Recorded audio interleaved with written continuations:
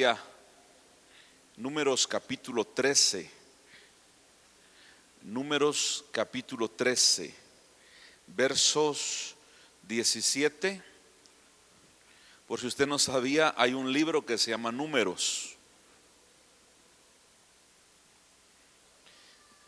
13, 17. Lea conmigo, voy a leer de la versión Reina Valera.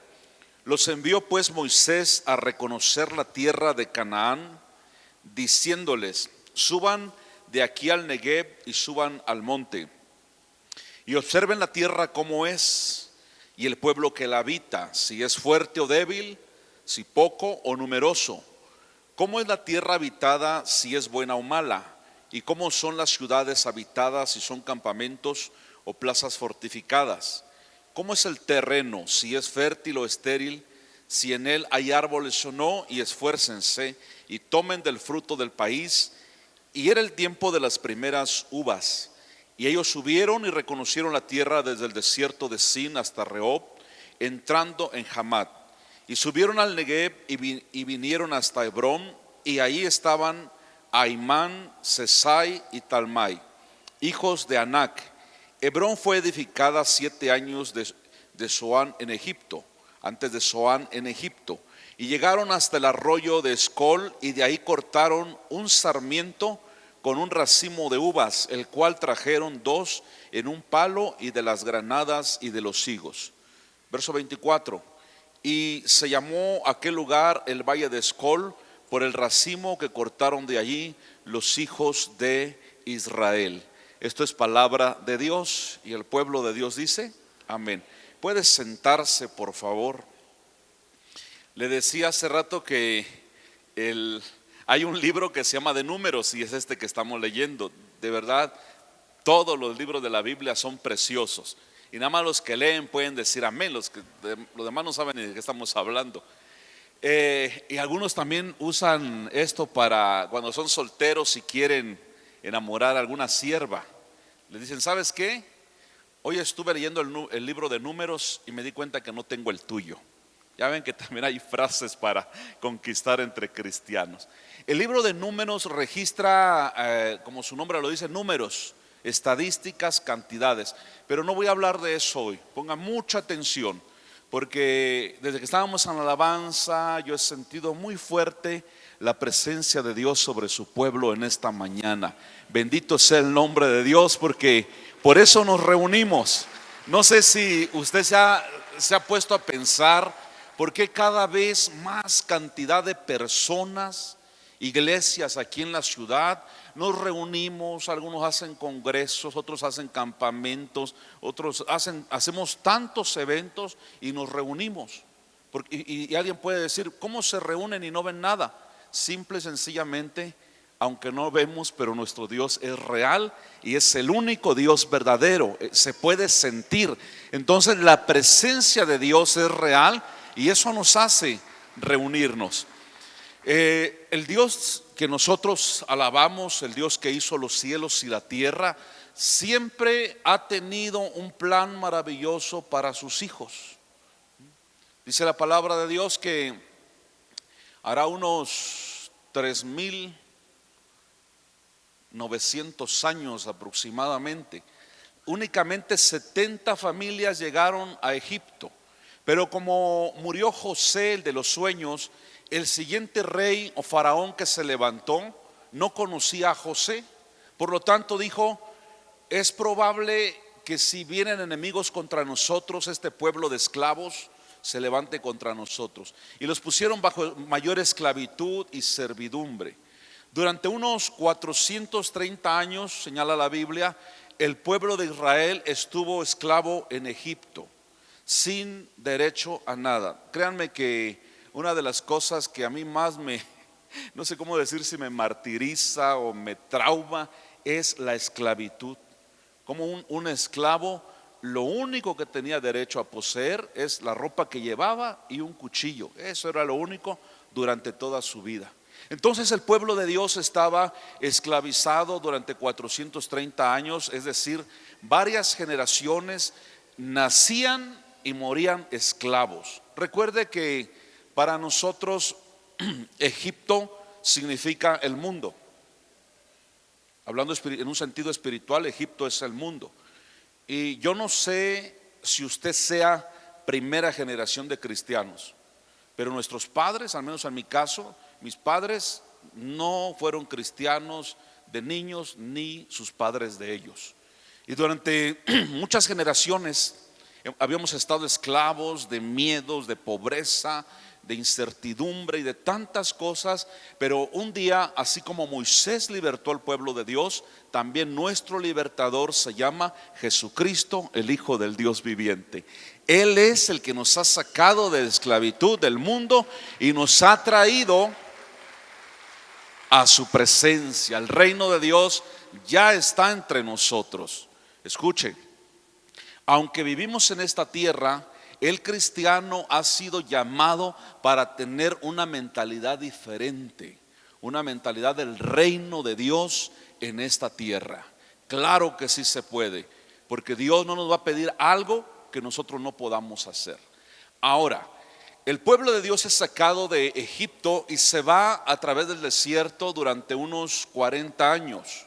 Mire, si una familia hubiera salido de Egipto hasta la tierra prometida, considerando que llevaban ovejas recién paridas, llevaban mujeres embarazadas, llevaban ancianos, máximo les hubiera llevado unos 3 meses, desde Egipto hasta la tierra prometida. ¿Sabe cuánto le llevó? Dice la Biblia que 40 años. Y dice que estuvieron vagando de un lugar a otro. ¿Y sabe por qué sucedió eso? Porque el pueblo de Israel era rebelde. La verdad, yo glorifico el nombre de Dios. Qué paciencia Dios tuvo con su pueblo. Si no había agua y miraban el desierto inhóspito y horrible, se quejaban que porque no había agua. Viene Moisés, le habla a la roca y el agua fluye para todos. Eso es un gran milagro del Señor. Ya quedaban contentos. Otro milagro maravilloso que ya nos hubiera gustado a todos verlo es el descenso del maná. Dice la Biblia que eran como semilla de cilantro y las mujeres lo amasaban y su sabor era como hojuelas con miel. Imagínense qué rico. Durante 40 años Dios les dio maná a su pueblo, pero resulta que los señores se enojaron y dijeron: estamos aburridos de ese maná que Dios nos da, queremos carne. Ok, dice el Señor. Moisés clama a él y hace que millones de codornices vengan al campamento, y dice la Biblia que volaban por encima de la tierra y la gente juntó tanto que cada familia juntó no menos de 50 canastas de codornices. Yo no sé si usted alguna vez ha probado la codorniz asada, es riquísima. Entonces tuvieron carne porque ellos decían: es que aquí en el desierto donde tú, Moisés, nos trajiste sin que te lo pidiéramos, no hay carnicerías, no hay pizzas, no hay todo lo que estamos acostumbrados. Y entonces claman por carne y Dios les da carne y dice que se atragantaron hasta que muchos se murieron, porque Dios se enojó contra ellos y todavía les mandó una plaga ahí para que se murieran, porque Dios veía el corazón de este pueblo. Mire, entre Egipto y la tierra prometida había un desierto, pero ¿sabe cuál era el problema? Que el pueblo de Dios era rebelde. ¿Sabe? Allí en la tierra prometida, ahorita acabamos de leer cómo eran los frutos. Allá los frutos eran abundantes. Acabamos de leer que estos espías que fueron a reconocer la tierra, dice, era el tiempo de las primeras uvas. Otra versión dice las primeras uvas maduras. Y cortaron un sarmiento, es decir, una rama, con un racimo de uvas. Hoy un racimo de uvas puede pesar medio kilo. Dice la palabra de Dios que eran tan grandes las uvas que entre 2 hombres tuvieron que cargarlo con un palo. Creo que alguna vez hemos visto alguna imagen o película de esto. Esto significa que las uvas no eran así pequeñitas, tal vez eran así del tamaño de un melón.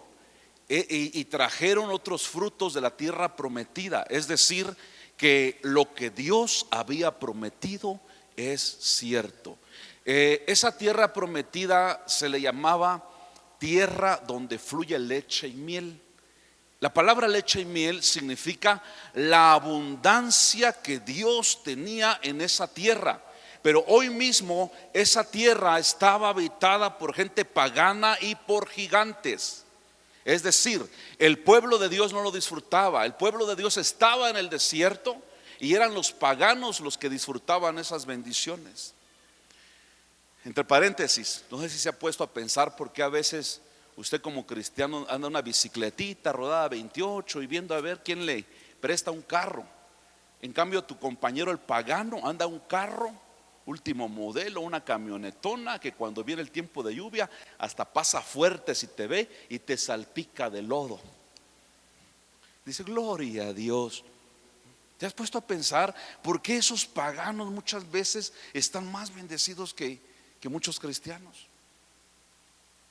Y le voy a decir otra cosa. Dios nunca tiene un plan B. Dios nada más tiene el plan A, porque sus planes nunca fallan. En otras palabras, Dios no improvisa. Albert Einstein dijo, Dios no juega a los dados. Dios lo tiene todo bajo control. Porque durante el pueblo de Dios estaba en el desierto sufriendo, pasando un proceso, Él hizo que allá en la tierra prometida crecieran esos frutos maravillosos. Porque un día iban a sacar de ahí a esa gente pagana, incluyendo los gigantes, y todo eso era para los hijos de Dios. Por eso dice la Biblia que las riquezas de los impíos que hoy se desviven por hacer riquezas, yo digo que lo sigan haciendo, porque dice la palabra de Dios que esas riquezas del impío están reservadas para nosotros los justos. Bendito sea el nombre de Dios. De lo contrario no pudiéramos hacer esta obra, no tuviéramos estas instalaciones. Póngase a pensar cómo la palabra de Dios se cumple. Le voy a decir algo más maravilloso. Al pueblo de Dios, Israel, se le prometió una tierra. A usted y a mí no se nos promete una tierra, se nos promete el cielo. Dice la Biblia que allá las calles son de oro y el mar es de cristal.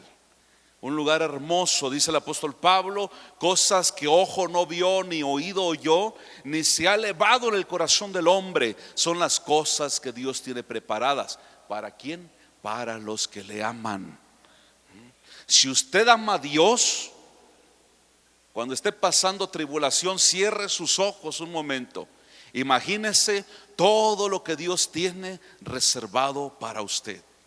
El plan de Dios, recuerde que la voluntad del Señor siempre es buena, ¿qué más? Agradable y perfecta. Mucho mejor que nuestros planes. Ahora aquí hay un pueblo rebelde que por todo se quejaba. Hasta criticaban al pastor Moisés. Hasta su propia familia. Por eso a usted no le extrañe que su propia familia lo critique. Como Moisés quedó viudo, se le ocurre casarse con una mujer cusita. ¿Y quién es una mujer cusita? Bueno, de la tierra de Cusán, una parte de África. En otras palabras, se casó Moisés con una mujer negrita, más negra que la noche que nació Herodes. Y Aarón y Miriam, que es María, hermanos de Moisés, luego empezaron la murmuración. ¿Sabe? La murmuración es un pecado que hace que usted no reciba las promesas del Señor. Si usted ha criticado a los siervos que porque traen un buen carro, por eso usted anda en esa bicicleta y anda pidiendo a ver quién le presta carro. Y entonces Aarón y Miriam, hermanos de Moisés, criticaron a Moisés porque se casó con una mujer cusita, una negrita cucurumbe. ¿Qué les importaba a ellos? Si fueran chiapanecos hubieran sido, sí, este Moisés, tanto que se cree, si no solo por él habla Dios, también por nosotros. Ahora se casó con esta renegrida y no sé qué tanto diría. Y sabe, hay alguien que siempre está escuchando y es Dios. Y los mandó llamar en el lugar de reunión, en el tabernáculo, a Aarón, y a María, que es Miriam. Y le dijo: por cuanto criticaron a Moisés mi siervo. Ellos pudieron decir: pero es mi hermano, será tu hermano, pero es mi siervo. En ese momento María se quedó todo blanca de lepra y así se iba a morir.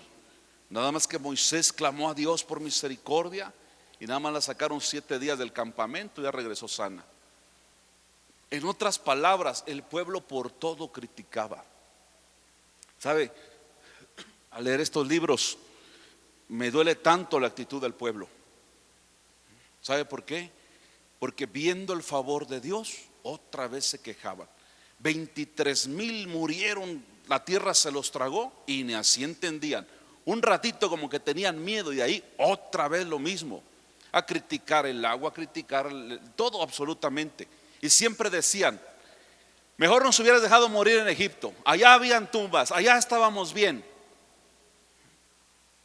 Esto demuestra la actitud de mucha gente que ahora está en Dios. Dicen: mejor de mundano. Allá en el mundo no habían hipócritas. Hasta cuando usted invita a alguien a la iglesia, lo primero que le dicen: no, es que la iglesia está llena de hipócritas, o en la iglesia hay muchos hipócritas. ¿Le han dicho a usted así? No voy a las iglesias porque hay muchos hipócritas. La pregunta: ¿habrá hipócritas aquí? Hay de todo. Respuesta: si tú vienes a la iglesia, buscas a Dios, vas a ser salvo. Y los hipócritas nada más las vas a ver un tiempecito aquí. Pero si tú no buscas a Dios, te vas a morir sin Cristo, te vas a ir al infierno y vas a vivir con los hipócritas para toda la eternidad. Tú decides. ¿Habrá hipócritas? Hay de todo. ¿Habrá murmuradores? ¿Habrá gente que nada les gusta y por eso andan cambiando de iglesia cada rato?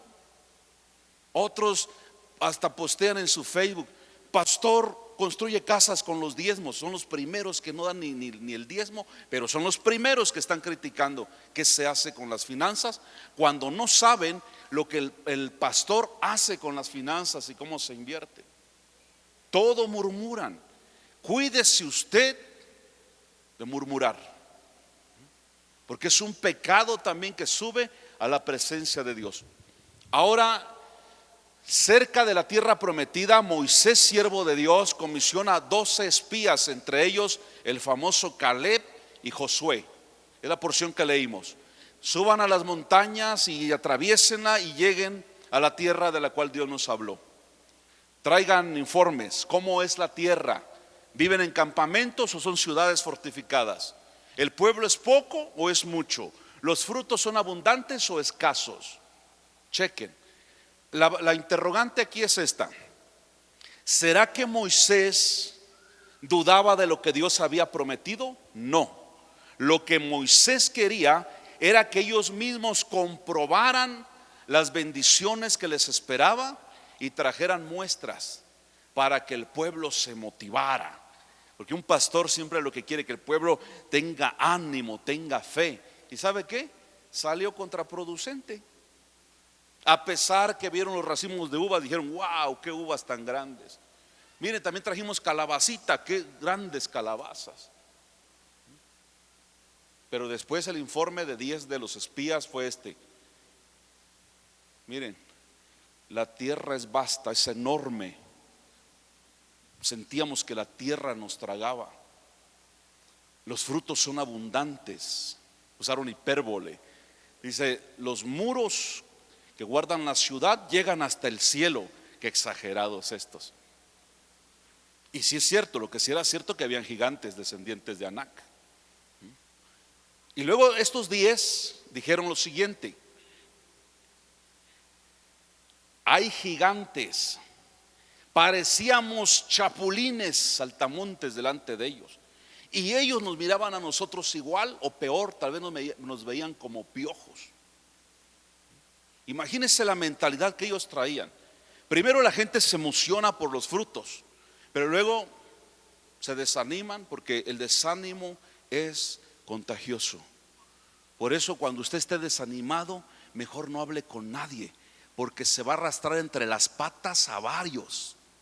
porque hay mucho débil de cerebro en las iglesias. Algo no les cayó bien, en algo no les pareció, o algo está pasando en su vida y parece ser como que Dios no interviene. Es lo primero. No, hermanita, ya oré, ya ayuné y Dios no me responde. Hasta aquí llegué.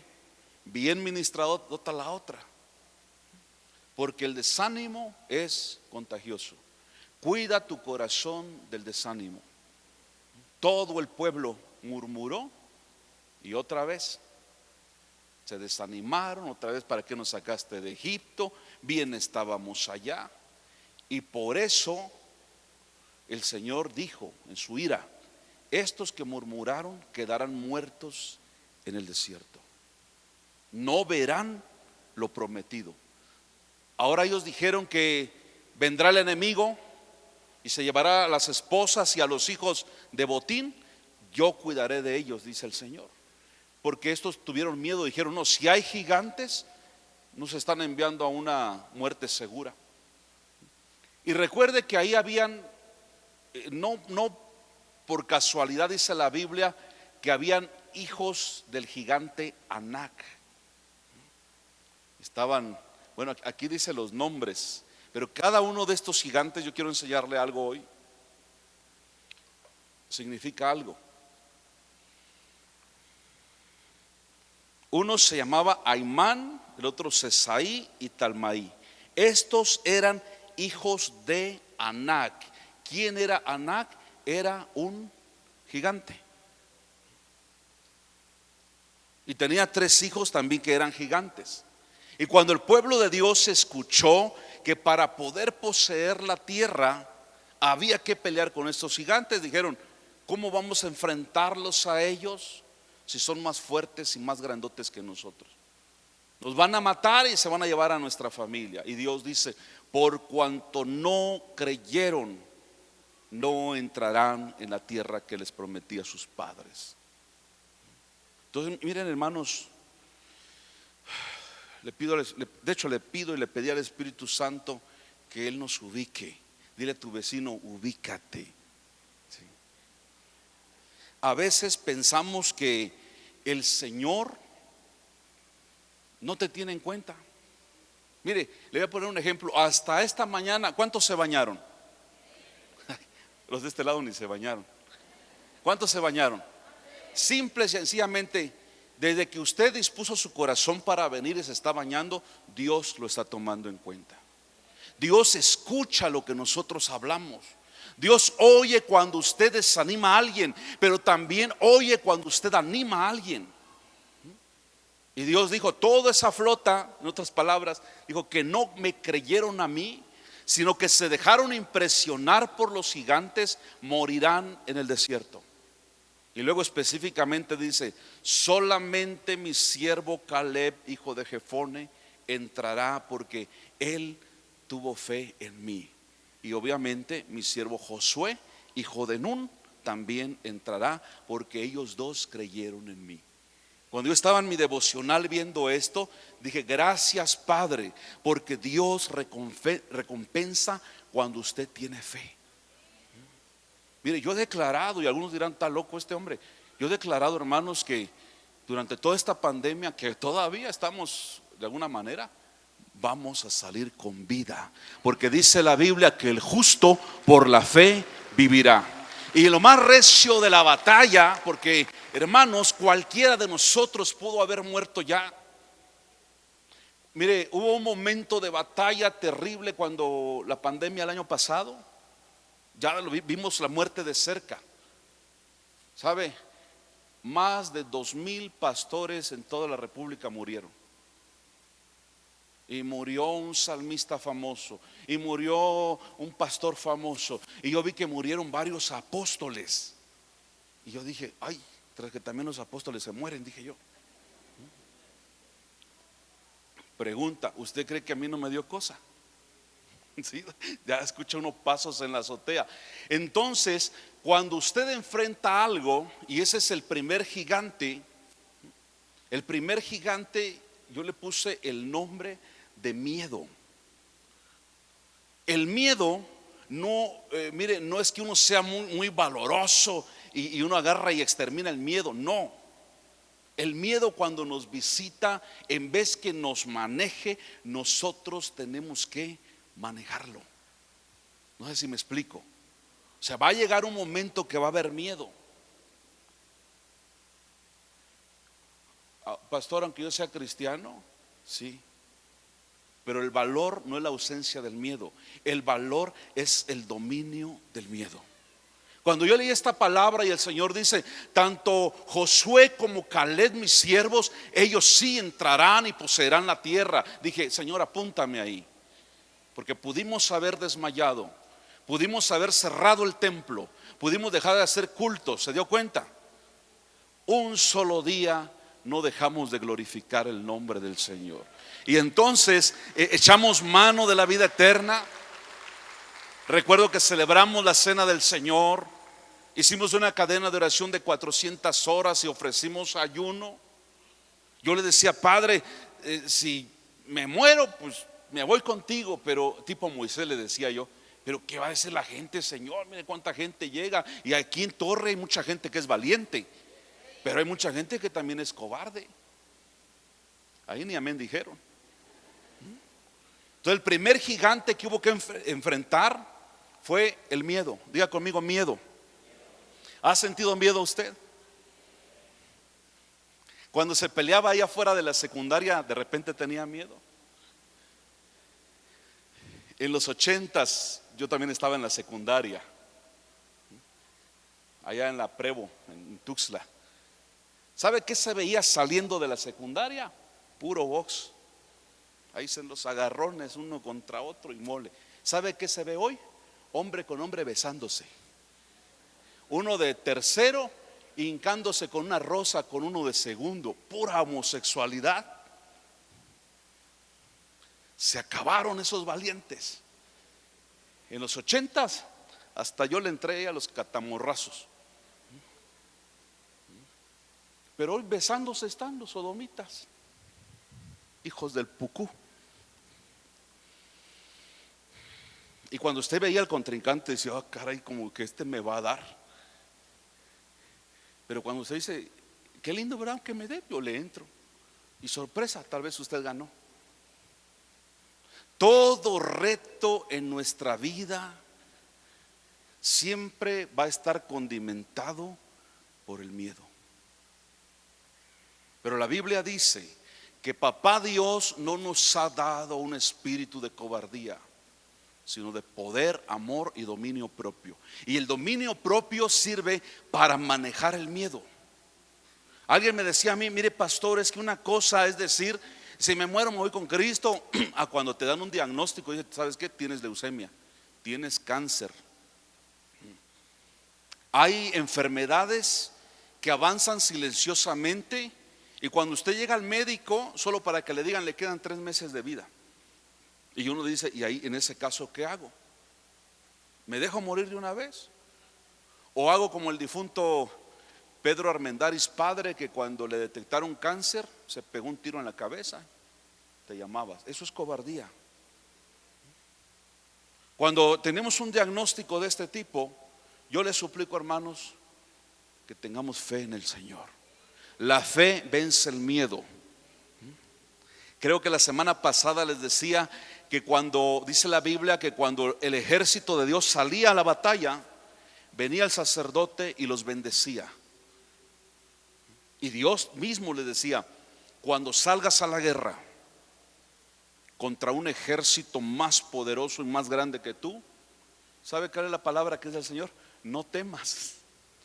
Señor, eso es todo, sí, no temas. Confía en mí, porque Dios te dará la batalla. Por eso el salmista declaró, el jinete y el caballo, es decir, el soldado prepara su caballo para la batalla, pero la victoria la da el Señor. Tú haz lo que tengas que hacer, pelea la buena batalla, no tengas miedo. A veces queremos que Dios nos explique cómo va a hacer las cosas, pero yo te ruego que no le pidas a Dios explicaciones, solamente confía en Él. Porque si tú peleas la batalla de la fe, puede hacer que Dios te dé la sanidad completa. No hay cáncer, no hay leucemia, no hay enfermedad que pueda contra la presencia de Dios. Bueno, los que hemos librado batallas terribles sabemos de lo que estamos hablando. Entonces, el primer gigante llamado Aimán es el miedo. El segundo se llama Jesaí. ¿Sabe qué es? A ver, póngame por ahí el siguiente gigante.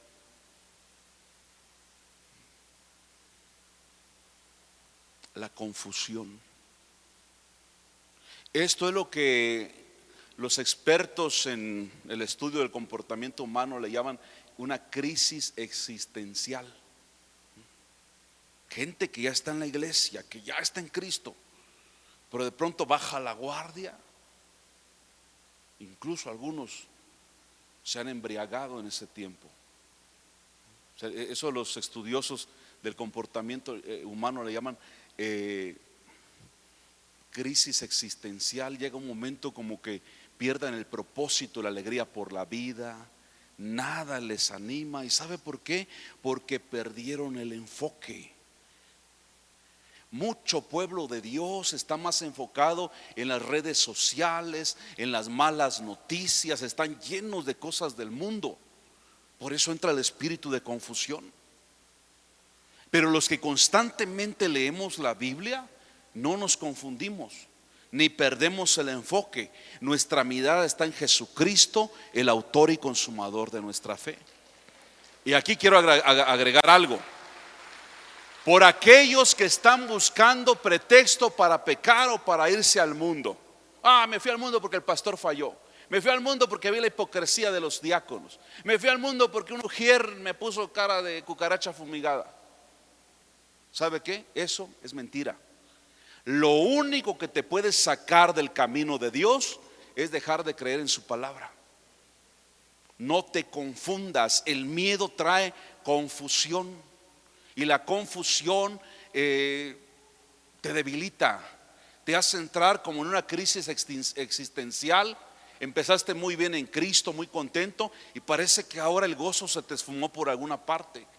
Y ahí es donde mucho cristiano deja de congregarse y deja de perseverar. Su carne ya no quiere congregarse. Decía alguien: a veces no tengo ganas de ir al culto, a la iglesia. Luego me acuerdo que soy el pastor y se me pasa. ¿Por qué? También le pasa a los siervos. ¿Sí? Pero tenga mucho cuidado, porque en ese tiempo de el gigante de confusión, un gigante es alguien grande, la confusión es grande.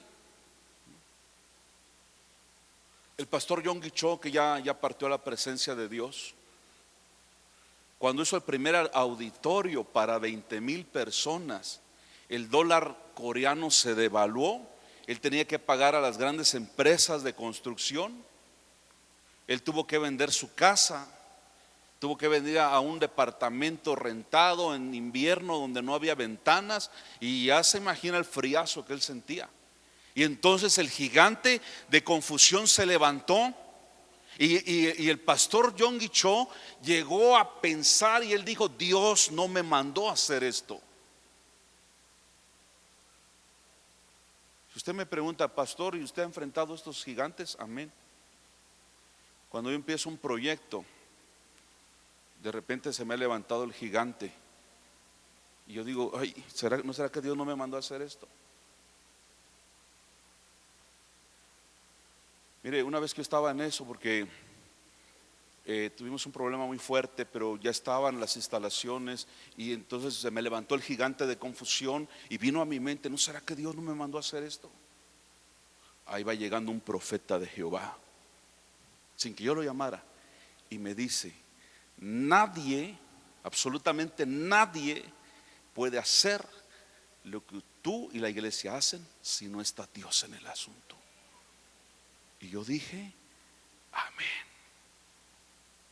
Cuando usted lucha con una crisis existencial, cuando usted lucha con un hábito, un pecado o algo que le ha costado vencerlo, es un gigante enorme, una confusión. Hace poco un siervo me decía: ¿no será que soy un fraude? ¿No será que no he nacido de nuevo? ¿No será que no vi a Jesús aunque él ha visto al Señor en ayuno? Dije: no, todo lo que usted dice es cierto. pero se le levantó un gigante de confusión, una crisis existencial. ¿Para qué voy a la iglesia? ¿Para qué obedezco al Señor? ¿Para qué esto? Y empiezas a cuestionarte, porque ese gigante de confusión es terrible. Por eso el pueblo de Dios, cuando vio los grandes frutos, dijeron: aleluya, qué precioso. Pero cuando dicen hay que matar gigantes y están numerosos, parecía guajolote en víspera de Año Nuevo. Porque los guajolotes así son. Todo el año se llaman guajolote, pero en Navidad y Año Nuevo se llama pavo, y de doble pechuga todavía. ¿Habrá cristianos guajolote? De los que se emocionan un rato y al rato el pico caído. Todo lo que tú emprendas va a haber un momento difícil.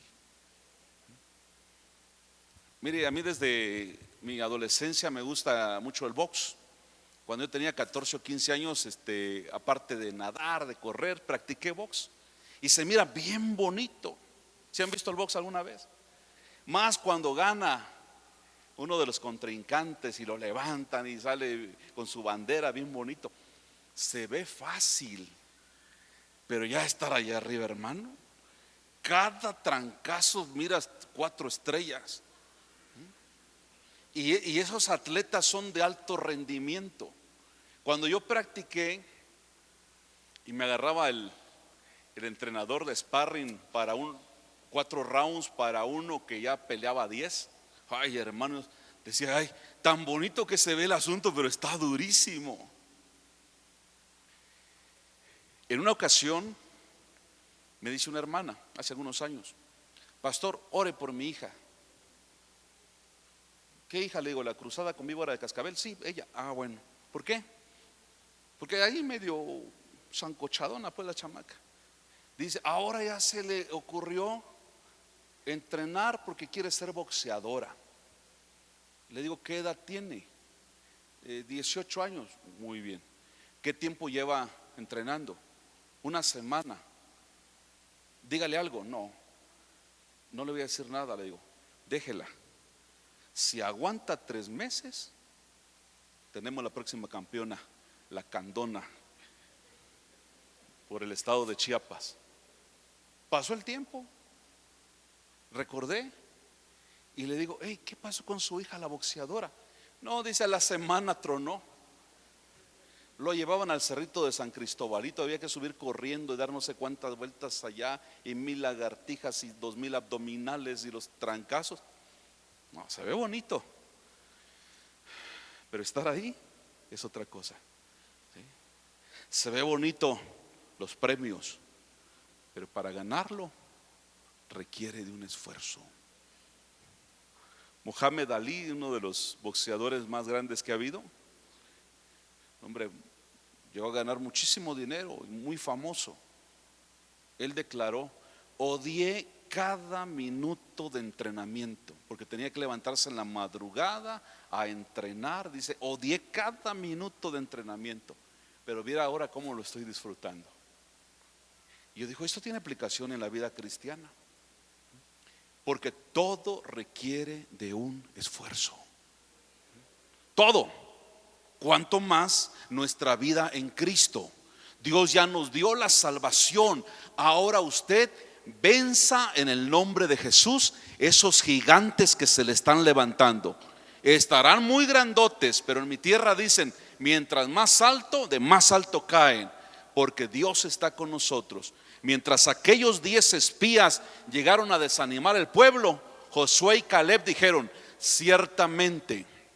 ¿Cuánto tiempo usted lleva orando por su familia y parece que esa familia no se convierte? Y usted dice: ¿cuándo va a cambiar mi hija? ¿Cuándo va a cambiar mi hijo? ¿Cuándo va a cambiar mi familia? Y es ese tiempo donde el diablo lo confunde y a veces hasta usted se quiere desanimar. Le digo algo: yo tengo mi hermano mayor, él tiene una enfermedad mortal. Tiene un nombre, eso que se va uno degradando. Tiene un nombre que no me recuerdo ahora. Degenerativo. Él está en etapa terminal. Le hemos compartido de la palabra. Pero ayer precisamente que lo vi un momento, platicamos en la noche orando por él. Yo nunca le reclamo nada al Señor, pero yo le dije, ¿por qué el corazón de él es diferente? Somos 9 hermanos y los otros 8 hermanos, sea como sea, somos muy sensibles a Dios. Y yo decía, ¿por qué él? ¿Será porque es mi medio hermano? ¿Por qué es así? Y Señor, te hemos estado pidiendo por él, tal vez ya no por su salud, pero sí por la salvación eterna. Nuestro Dios está vivo, hermanos. Y Dios me dijo, tú no te preocupes, porque el Señor cuando te promete algo, lo va a cumplir. ¿Cómo? No me lo preguntes, porque el Señor me dijo, no me lo preguntes, pero yo lo haré. Yo dije, amén, eso es todo. Eso es la palabra que Dios me dio a mí anoche, mientras yo oraba y meditaba por la vida de este hermano. Por gente que usted le habla y parece que a la pared le habla. Había un hombre que cuando lo evangelizamos estaba sentado, tenía en ese tiempo unos 55 años. Usted le hablaba con pasión de Cristo y nada más, sí, ajá. Dice uno, oh, este ya me dio ganas de estrangularlo. Pero llegó su tiempo. Fue a un encuentro hace 10 años y hasta hoy en día sigue creyendo en el Señor. A veces queremos que en nuestros métodos humanos las cosas pasen. Y cuando en tus métodos humanos las cosas no pasan, entonces te confundes. Dios no me oye, Dios no me mandó a hacer esto o aquello. No te confundas. El pueblo de Israel dijo, no, ¿sabes qué? Elijamos a otro líder y que nos regrese al mundo, que nos regrese a Egipto. Si Dios no nos contesta, hay que ir con los brujos. Si Dios no nos contesta, llama a la línea psíquica. No hagas eso. Dios está probando tu corazón. Dios te tiene por nombre. Dijo, mi siervo Josué y Caleb, eso sí me agradan. ¿Sabes por qué? Porque sin fe es imposible agradar a Dios.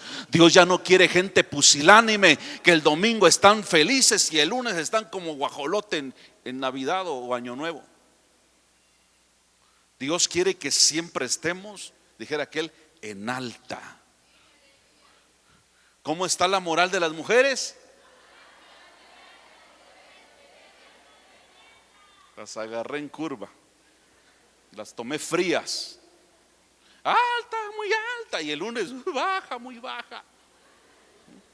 Por la confusión, el marido no cambia, los problemas, la menopausia y no sé cuántas cosas más.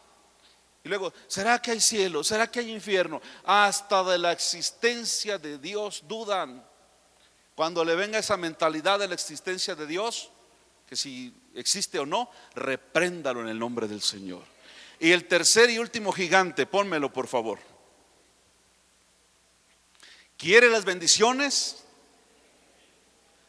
Venza a esos gigantes en el nombre de Jesús. La indiferencia.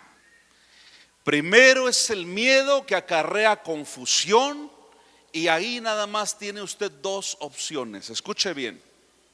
Llega el miedo, lo visita la confusión.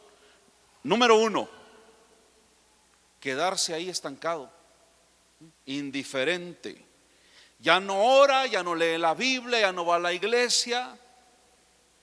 Tiene 10 años de cristiano y hay que irlo a visitar para animarlo al niño porque se desanimó.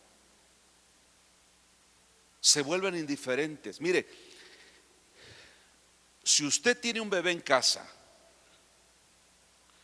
y yo no sé cuántas veces se le cambian los pañales a los bebés, y diario va acumulando ahí 8 o 10 pañales, y en un mes tiene un cerro de pañales sucios. Escuche esto. ¿Será que con ignorar los pañales se va a solucionar el problema? No, algo hay que hacer. La indiferencia es esa, que hay pañales sucios en la casa y con ignorarlo se va a resolver. ¿Quién les dijo eso? Con ignorar al gigante, con ignorar el problema, ¿usted cree que se va a solucionar? De ninguna manera. Tenemos que enfrentarlo en el nombre del Señor. Por eso le digo, opción número 1, sea indiferente. Opción número 2, pelee la buena batalla. Tal vez llegue un momento que usted diga: Señor, es que ya no tengo fuerzas para pelear contra esto. Y es donde Dios te dice: aquí quería yo llegar, porque hasta hoy has querido solucionar las cosas con tus propias fuerzas.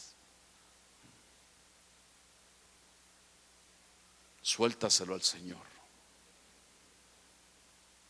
Imagínese usted, yo le decía que cuando el pueblo de Dios llegó a Egipto tiene unos 3.900 años, pero cuando este acontecimiento tiene un poquito menos, nada más tiene 3.500 años, porque fueron 1.500 años de la ley de Moisés más 2.000 años de la gracia que ya llevamos. Y cuando yo estaba viendo esto, que el pueblo de Israel dice: no, es que son hombres gigantes, nos van a acabar, dije yo: ¿cómo me gustaría viajar en el tiempo a 3.500 años atrás y darle a estos unas ametralladoras y unas granadas? Pero ¿sabe qué me dijo Dios? Es que entonces y ahora no es con espada ni con ejército, es con mi espíritu, ha dicho el Señor. ¿Y por qué Dios no ha intervenido en ese problema? Porque usted no se lo ha entregado. ¿Ya se dio cuenta? No es porque Dios sea inútil, no es porque nuestro Dios no pueda. De verdad Dios ya quería exterminar al pueblo por rebelde. Y ahí está Moisés: Señor, no lo hagas. ¿Qué van a decir las naciones? Jehová no pudo meterlos a la tierra prometida y por eso los mató en el desierto. Por favor, tal cosa no hagas, Señor. Y dice el Señor: está bueno, solo porque tú me lo pides lo haré. ¿Sabe por qué mucho problema no se ha solucionado? Porque hemos sido indiferentes. Yo mismo me pongo en la lista. ¿Sabe por qué? Porque yo siempre he dicho: yo no soy pastor de esta iglesia nada más, yo soy pastor de toda la ciudad. Y a veces bajamos la guardia. A veces me ha pasado, yo digo: es que esta gente no quiere entender, hay que lo come el chucho. Y cuando digo eso, que ya mataron en el lado norte no sé cuántos, que por allá desapareció una chica, y digo: Señor, perdóname, voy a seguir orando por esta ciudad. ¿Acaso usted cree que los gigantes de hace 3.500 años eran más poderosos que Dios? Hoy nos da risa. Sin embargo, hoy no tenemos gigantes físicos, pero sí hay gigantes en tu vida que tienes que vencer. Y no lo vas a hacer con tu fuerza, lo vas a hacer con la fuerza del Espíritu Santo de Dios en tu vida. Algo que yo he tenido que vencer es la indiferencia. Cuando se presenta una situación es tan fácil ignorarlo, pero repito, los pañales sucios siguen ahí todavía. ¿Qué hay que hacer? Saque esos pañales en el nombre del Señor. Haga algo, porque Dios le dará la victoria. Yo no sé qué gigantes hay en su vida. Póngase de pie en este momento.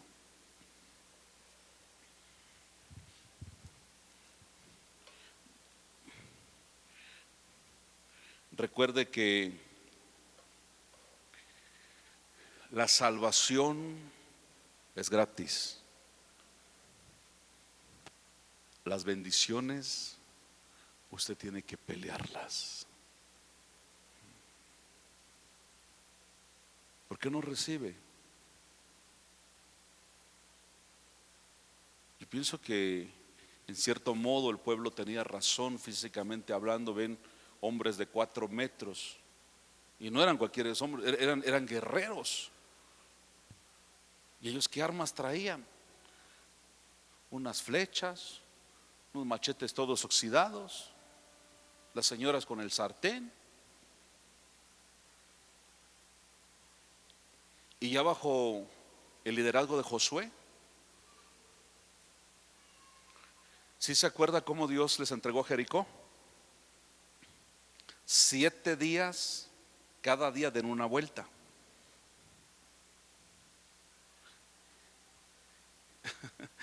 Mire cómo Dios es tremendo. Vayan a Jericó, una ciudad grande, fortificada. 7 días, una vuelta por día. El último día, 7 vueltas. ¿Cuántas vueltas por todo? 13. Y el pueblo le dice a Moisés: Moisés, ¿ahora qué haremos? Hemos dado vuelta cada día. Y dice Moisés: pues ahora no son una, son 7 vueltas que dijo el Señor. ¿Usted cree que el pueblo no se fastidió y dijo: Moisés, ¿no habrá otra manera, otra estrategia? No, hay que seguir dando vueltas. Y al concluir la vuelta número 7 dijo: ahora gritad. Y cuando ellos gritaron glorificando a Dios, los muros de la ciudad se vinieron abajo. Vencieron a Og, rey de Basán. Este gigante medía casi 4 metros. Destruyeron a los reyes de los amorreos y de toda la gente pagana que había en aquel tiempo. Muchas veces el gigante que te está atacando es un Jebús. Y un Jebús es un demonio que te está perturbando. Cuando tú te concentras para vivir delante de Dios en santidad, escucha, ningún demonio puede contra Dios. Todos fueron vencidos en la cruz del Calvario. Y cuando la Biblia dice todos son todos, cuando tú le das puertas al espíritu de miedo, de confusión, de indiferencia, entonces los demonios te caen como leones jóvenes sobre ti. Pero cuando tú cierras esas puertas y confías en Dios, Dios peleará por ti.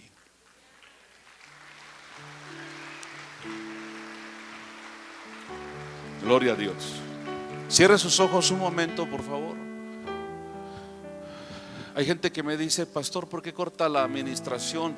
Estaba rico. Pues venga en vivo, porque a esta hora cortamos la transmisión, porque es para los que están en casa.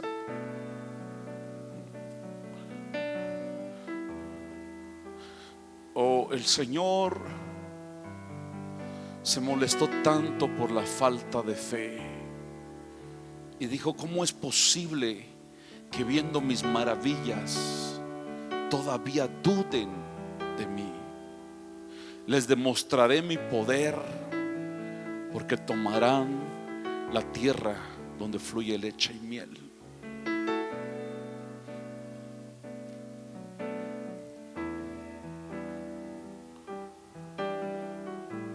Identifica cuáles son tus gigantes.